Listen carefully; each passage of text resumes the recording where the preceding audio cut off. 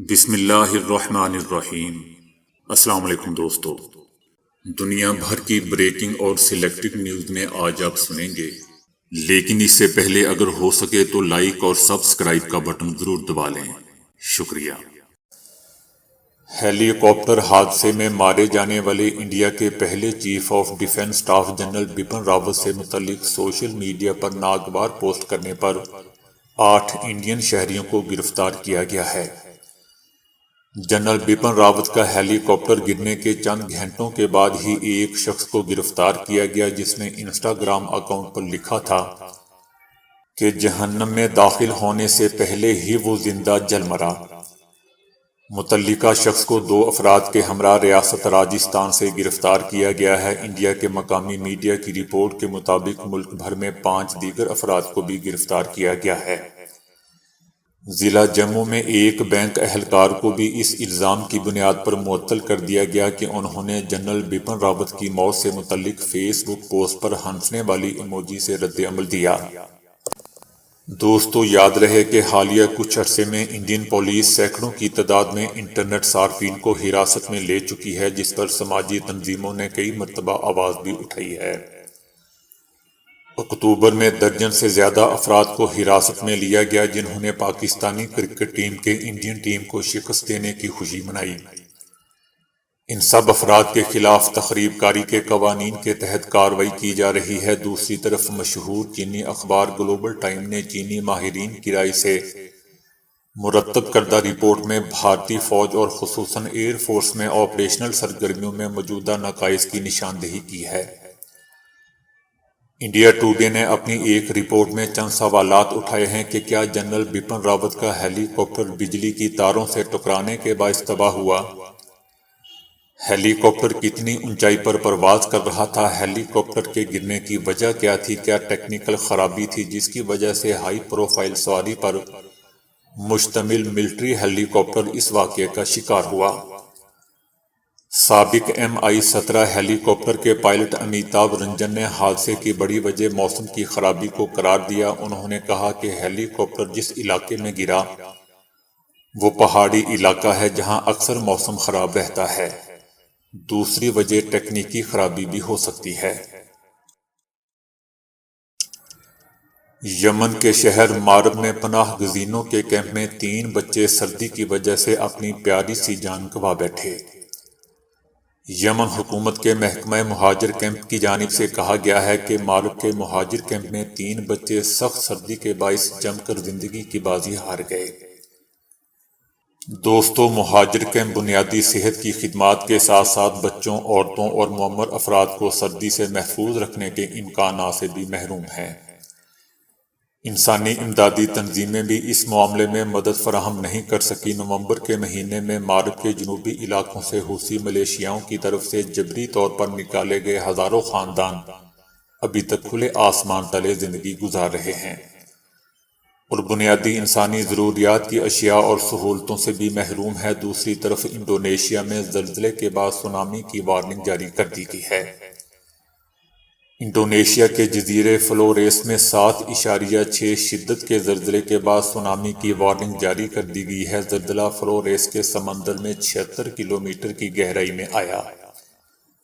زلزلے سے سونامی کا خطرہ پیدا ہو گیا ہے۔ جن علاقوں میں زلزلے کے جھٹکے محسوس کیے گئے وہاں سے فی الحال کسی جانی اور مالی نقصان کی اطلاع نہیں ملی، تاہم حکام نے احتیاط کی تاکید کی ہے۔ انڈونیشیا کے حکام نے متاثرہ علاقوں کے رہائشیوں پر زور دیا ہے کہ وہ گھبرائیں نہیں بلکہ ساحل سے دور محفوظ مقام تلاش کریں۔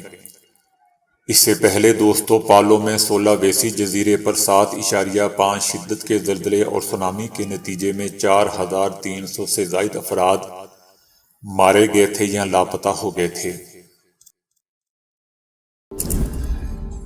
گنا دنیا بھر کی مقبول اور ہمارے لیے ضروری فصل ہے، لیکن اس کی بہترین اور ماحول دوست اقسام کی ضرورت ہمیشہ محسوس ہوتی رہی ہے۔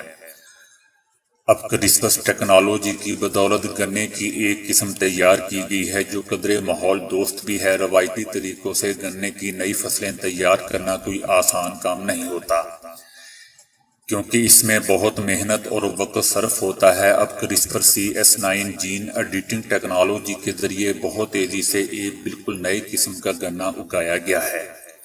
گنا شکر کی پیداوار کا سب سے بڑا ذریعہ ہے۔ اس کے پتے اور تنے کا تیل بائیو ایتھانول جیسا ماحول دوست ایندھن فراہم کرتا ہے اور غیر مضر پلاسٹک بھی دیتا ہے، لیکن اس کی ماحولیاتی قیمت بہت زیادہ ہوتی ہے کیونکہ گنا کاشت کا وسیع رقبہ نگل لیتا ہے جس سے جنگلات سوکھتے ہیں اور اس کی کاشت کے لیے پانی کی بڑی مقدار بھی درکار ہوتی ہے۔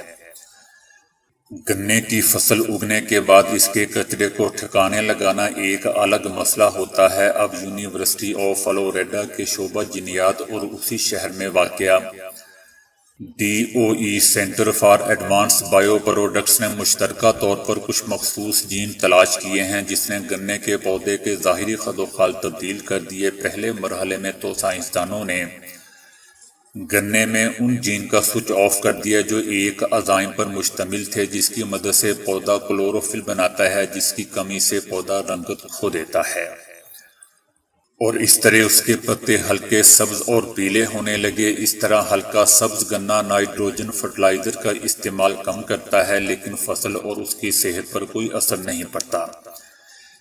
اس طرح ان پر کم دوا چھڑکنے کی ضرورت پیش آئی۔ ان دو کامیابیوں سے دنیا بھر کے کھیتوں میں ایسے گنے افزائش ہو سکیں گے جو کئی ماحولیاتی مسائل کو کم کریں گے اور ان کے معیار اور پیداوار پر کوئی منفی اثر نہیں ہوگا۔ دوستو، یہ تحقیق یا آرٹیکل جینوم ایڈٹ کے تازہ شمارے میں شائع ہوئی ہے۔ دنیا کی بلند ترین عمارت اور کئی ریکارڈ کا اعزاز رکھنے والی دبئی میں اب دنیا کا سب سے گہرا سوئمنگ پول بھی کھول دیا گیا ہے۔ دبئی میں دنیا کے سب سے گہرے سوئمنگ پول کا افتتاح کر دیا گیا ہے۔ Guinness book of world record نے 200 فٹ گہرائی رکھنے کے باعث اس کو دنیا کے سب سے گہرے سوئمنگ پول کے اعزاز سے نوازا ہے۔ اس سوئمنگ پول کی ساخت ایک سیپ کی طرح ہے جس کا مقصد موتی تلاش کرنے کی قدیم عرب روایات ہیں۔ اس کے 1 گھنٹے غوطہ خوری کی قیمت $140 ہوگی۔ یہ غوطہ خوری کا واحد مرکز ہے جہاں 60 میٹر یعنی تقریباً 200 فٹ گہرائی میں سوئمنگ کی جا سکتی ہے، جو کسی بھی پول سے 15 میٹر زیادہ گہرا ہے اور جس میں 6 اولمپک سائز کے سوئمنگ پولز کے حجم کے برابر 1,46,00,000 لیٹر تازہ پانی موجود رہتا ہے۔ اس پول کی ایک اور اہم بات اس کے نچلے حصے میں دیگر جسمانی سرگرمیوں جیسے ٹیبل ٹینس، موسیقی اور روشنی کا اہتمام کیا گیا ہے، جبکہ پول کی حفاظت کے لیے 50 سے زائد کیمرے بھی نصب کیے گئے ہیں۔ واضح رہے دوستوں کہ اس سے پہلے دنیا کے سب سے گہرے سوئمنگ پول کا اعزاز پولینڈ کے پاس تھا، جس کے شہر وارسا میں تعمیر کردہ سوئمنگ پول کی گہرائی 150 فٹ ہے۔ وہ دن جو تم پر چھا جائے گا اس کی کوئی تمہیں خبر ہے؟ کچھ چہرے کالے ہوں گے، ویران ہوں گے، پریشان ہوں گے، حیران ہوں گے، جو دہکتی ہوئی آگ کا شکار ہو جائیں گے، جنہیں کھولتا ہوا پانی پلایا جائے گا، جہاں کانٹے دار جھاڑیوں کے علاوہ کھانا نہیں ہوگا، جو نہ بھوک کو دور کرے گا نہ جسم کے کام آئے گا۔ اس دن کی تمہیں کوئی خبر ہے؟ کبھی تم نے اس کے بارے میں سوچا ہے، کبھی سنا ہے؟ میرے بندو، اس جہنم سے ڈر جاؤ جس کا ایندھن انسان اور پتھر ہے، جو چیختی ہے، چنگاڑتی ہے اور اللہ کی بارگاہ میں پکارتی ہے، اے اللہ میرے انگارے بڑے دہک گئے، میری گہرائیاں بڑی گہری ہو گئیں اور میری چٹانیں بڑی سرخ ہو گئیں، اے اللہ اپنے مجرموں کو میرے اندر ڈال دے کہ میں انہیں جلاؤں اور بھسم کر دوں۔ دوستو، روزانہ یہ جہنم کی پکار انہیں پکارتی ہے۔ حالیہ ترین امریکی خلائی کھوجی پریزر وینس نے جب مریخ پر اترنے کے لیے اپنا پیراشوٹ کھولا تو سفید اور سرخ رنگ کے اس پیراشوٹ میں ناسا کی طرف سے ایک خفیہ پیغام بھی درج تھا۔ امریکی خلائی تحقیقی ادارے ناسا نے کچھ روز قبل مریخ پر اپنی خلائی مشن پر اس کے اترنے کی ویڈیو اور تصاویر سوشل میڈیا پر جاری کرنے کے بعد اعلان کیا تھا کہ مریخ پر کھلنے والے اس پیراشوٹ میں ایک خفیہ پیغام بھی موجود ہے۔ اسی کے ساتھ عوام کو دعوت بھی دی گئی تھی کہ وہ اس خفیہ پیغام کو تلاش کریں اور پڑھنے کی کوشش کریں۔ حیرت انگیز طور پر صرف 6 گھنٹے بعد ہی فرانس سے ایک ٹویٹر صارف اور سافٹ ویئر انجینئر نے یہ خفیہ پیغام نہ صرف پڑھ لیا بلکہ اس کی وضاحت بھی اپنی ٹویٹ میں شیئر کر دی۔ یہ دراصل امریکی صدر روزویلٹ کی 1899 میں کی گئی ایک تقریر سے لیا گیا جملہ ہے جو پچھلے کئی برسوں سے ناسا کی لیبارٹری کا نعرہ بھی ہے کہ عظیم کاموں کی ہمت کرو۔